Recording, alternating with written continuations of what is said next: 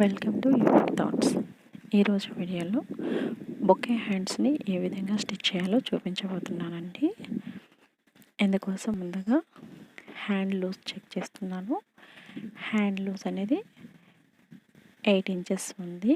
So ఇక్కడ చూపిస్తున్నటువంటి middle line base చేసుకొని మనం బొకే హ్యాండ్స్ అనేటివి స్టిచ్ అయిపోతున్నాము.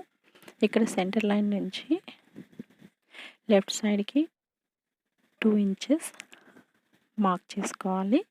అదేవిధంగా right side left side right side రెండు వైపులో కూడా 2 ఇంచెస్కి ఈ విధంగా మార్క్ చేసుకోవాలి. అదేవిధంగా పై వైపున రెండు వైపులా కూడా 2.5 ఇంచ్ ఉండేటట్టు గ్యాప్ చూసుకోవాలి. అదేవిధంగా ఇటు సైడ్ కూడా 2.5 ఇంచ్ ఉండేటట్టు చూసుకోవాలి.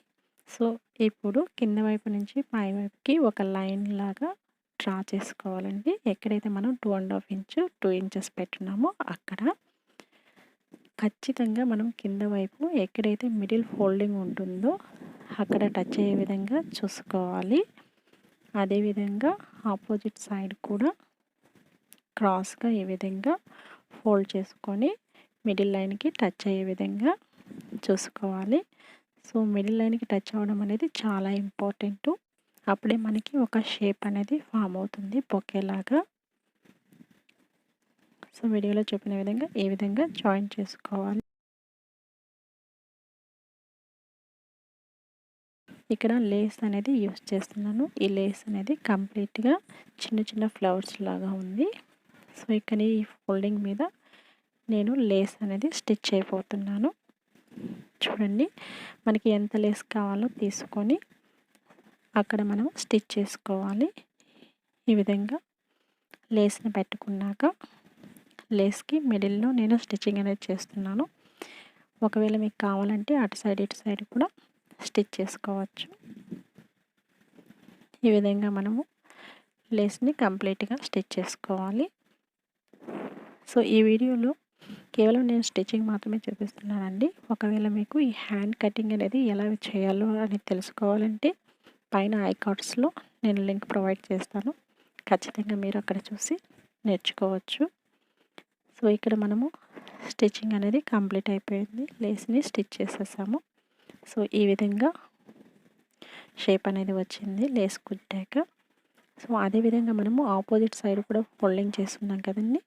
ఆ ఫోల్డింగ్ సైడ్ కూడా తీసుకొని ఇటువైపు కూడా లేస్ అనేది సెట్ చేసుకున్నాక ఈ విధంగా స్టిచ్ చేసుకోవాలి. సో ఈ విధంగా మనము రెండు వైపులా కూడా నీట్గా స్టిచ్ చేసుకోవాల్సి ఉంటుంది. ఈ విధంగా సైడ్కి వెళ్ళిపోకుండా నీట్గా స్టిచ్చింగ్ అనేది చేసుకోవాలి. ఇలా చేయడం వల్ల మనకి హ్యాండ్స్ అనేటివి మంచి లుక్ వస్తాయి. అంతేకాకుండా ఒక డిఫరెంట్ వేలో కూడా ఉంటుంది. చూడడానికి కొత్తగా కూడా ఉంటాయి. ఫినిషింగ్ అయిపోయాక మీకే అర్థమవుతుంది లుక్ అనేది ఏ విధంగా ఉంటుందనేది. సో ఇది ప్రజెంట్ అనేది. So left side right side lace అనేది స్టిచ్ చేయడం జరిగింది. ఇప్పుడు కింద వైపున ఆల్రెడీ చెప్పాను, మిడిల్ లైన్ మీదకి పెట్టుకొని ఈ విధంగా ఫామ్ చేసుకొని కింద వైపున ఆ రెండు విడిపోకుండా ఒక స్టిచ్ అనేది వేసుకోవాల్సి ఉంటుంది. ఇక్కడ చూడండి, వీడియోలో చూపిన విధంగా ఇక్కడ నేను ఒక కుట్టు అనేది వేయబోతున్నాను. సో అవి మళ్ళీ పైకి లేకుండా ఉండడానికి సో ఇక్కడ మనము ఒక కుట్టు వేసుకోవాలి. ఈ విధంగా కంప్లీట్ అయిపోయాక కింద వైపున హ్యాండ్కి నేను ఒక పట్టీలాగా వేయబోతున్నాను. అందుకు ఈ క్లాత్ని చూస్ చేసుకున్నానండి.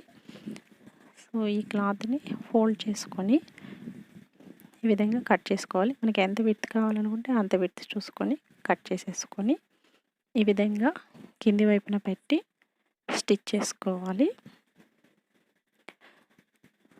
స్టిచ్చింగ్ చేసుకున్నానండి ఇక్కడ. సో స్టిచ్ చేసేసుకున్నాక ఎక్స్ట్రా పీస్ ఏమైనా ఉంటే కట్ చేసేసుకోవాలండి. చూడండి, ఇక్కడ ఎక్స్ట్రా పీస్ అనేది ఉంది. ఎక్స్ట్రా పీస్ని కట్ చేసేసుకున్నాక మనం రివర్స్ ఫోల్డ్ చేసుకుంటున్నాము. సో ఆల్రెడీ స్టిచ్చింగ్ చేసేటప్పుడు బ్యాక్ సైడ్ పెట్టాము.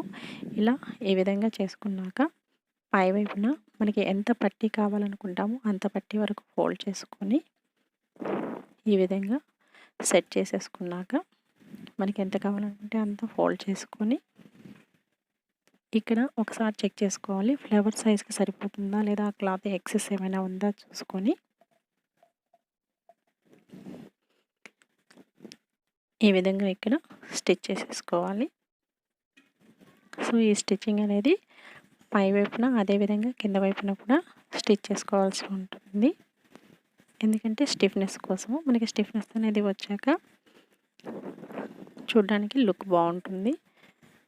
సో ఈ విధంగా పై వైపున అయితే జాయింట్ చేశాను. అదేవిధంగా కింద వైపున కూడా ఇంకొక స్టిచ్ వేయడం జరుగుతుంది. ఇంకొక కుట్టు అనేది ఇక్కడ కుట్టుకోవాలి. సో కింద వైపున కూడా ఆల్మోస్ట్ స్టిచ్చింగ్ అనేది అయిపోయిందండి. ఇప్పుడు మళ్ళీ లేస్ ఈ విధంగా ఉంటుంది. ఇప్పుడు మళ్ళీ లేస్ తీసుకుంటున్నాను కింద వైపున స్టిచ్ చేయడానికి ఈ విధంగా. సో మనకి ఎంతవరకు అయితే కావాలో చూసుకొని అంతవరకు నీట్గా స్టిచ్ చేసేసుకోవాలి. సో మనం ఏ విధంగా అయితే ఇందాక స్టిచ్ చేసామో అదేవిధంగా లేస్కి మిడిల్లో స్టిచ్ చేయడం జరుగుతుంది. సో ఈ లేస్ అనేది ఫ్లవర్స్ షేప్లో ఉన్నాయి కాబట్టి అన్ని చిన్న చిన్న ఫ్లవర్స్ కాబట్టి లుక్ అనేది చాలా బాగుంటుంది. సో ఇక్కడ నేను ఆ లేస్ నుంచి ఒక్కొక్క ఫ్లవర్ని సపరేట్ చేస్తున్నాను. ఎందుకు అంటే ఈ విధంగా మనకి బొకే అంటే బొకే లోపల కూడా ఫ్లవర్స్ ఉంటాయి కదండి. సో ఈ విధంగా నేను ఫ్లవర్స్ని సెట్ చేయడానికి సింగిల్ ఫ్లవర్ అనేది కట్ చేశాను. సో ఈ విధంగా అరేంజ్ చేసుకున్నాను. అరేంజ్ చేసుకున్నాక ఒక్కొక్క ఫ్లవర్ని తీసి అక్కడ గమ్ అప్లై చేసి ఆ గమ్ మీద అటాచ్ చేయడం అనేది జరుగుతుంది. చూడండి ఈ వీడియోలో చెప్పిన విధంగా గ్లూ పెట్టి గ్లూ మీద ఫ్లవర్ అనేది పెట్టి అటాచ్ చేసేసుకోవాలి. అదేవిధంగా ఒక్కొక్క ఫ్లవర్ని అటాచ్ చేసుకుంటూ వెళ్ళాలి. సో ఫైనల్గా అటాచ్ చేయడం అనేది కంప్లీట్ అయింది. సో ఈ ఫ్లవర్స్ అన్నీ డ్రై అయ్యేంత వరకు చూసుకోవాలి. చూడండి ఇక్కడ బొకే షేప్ అనేది మనకి చాలా నీట్గా కనిపిస్తుంది. ఫ్లవర్స్ అన్నీ డ్రై అయిపోయాక ఇప్పుడు ఏం చేయాలి అంటే ఏ విధంగా అయితే హ్యాండ్ని జాయిన్ చేస్తామో అదేవిధంగా హ్యాండ్ని జాయిన్ చేసుకోవాలి. ఇక్కడ విడ్త్ వచ్చి 5.5 ఇంచెస్ తీసుకున్నానండి. వైపు 5.5 ఇంచెస్ తీసుకొని ఏ విధంగా అయితే మనం హ్యాండ్ని స్టిచ్ చేస్తామో అదేవిధంగా ఇక్కడ హ్యాండ్ అనేది స్టిచ్ చేసేసుకోవాలి. ఈ విధంగా స్టిచ్చింగ్ అయిపోయాక చూడండి రివర్స్ చేసి చూపిస్తున్నాను. హ్యాండ్ ఫినిషింగ్ అనేది ఏ విధంగా వచ్చిందో ఈ విధంగా స్టిచ్ చేసుకుంటే మనకి మన డ్రెస్ అనేది ఒక డిఫరెంట్ వేలో ఉంటుంది. చూడండి హ్యాండ్ లుక్ ఫినిషింగ్ ఇలా ఉంటుంది. ఈ వీడియో మీకు నచ్చినట్లయితే లైక్